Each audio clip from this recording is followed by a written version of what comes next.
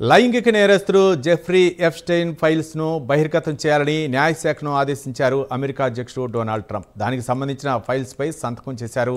Jeffrey Epstein ధనవంతుల లైంగిక అవసరాల కోసం చైల్డ్ ట్రాఫికింగ్ చేశాడు. 2019లో జైల్లో మరణించాడు.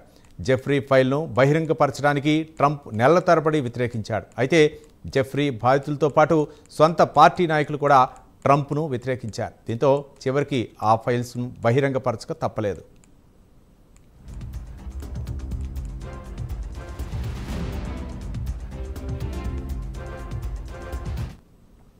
సంపన్న వర్గాలతో తిరుగుతూ వ్యాపార దిగ్గజాలు, రాజకీయ నాయకులు, విద్యావేత్తలతో పరిచయాలు పెంచుకున్నాడు జెఫ్రీ. వీరి డిమాండ్ను బట్టి చిన్నపిల్లలను లైంగిక అవసరాల కోసం పంపేవాడు. జెఫ్రీ సహచరులో డొనాల్డ్ ట్రంప్ కూడా ఉన్నాడు. జెఫ్రీ ఎప్స్టైన్ ఫైల్స్లో లైంగిక నేరాలకు పాల్పడిన వారి పేర్లు కూడా ఉన్నాయి.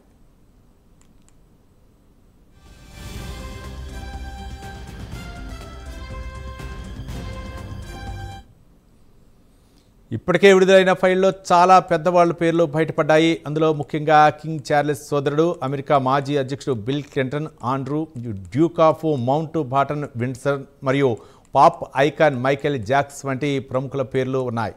నవంబర్ 12న జెప్సీ ఎస్టేట్కు సంబంధించిన ఈమెయిల్ విడుదలయ్యాయి.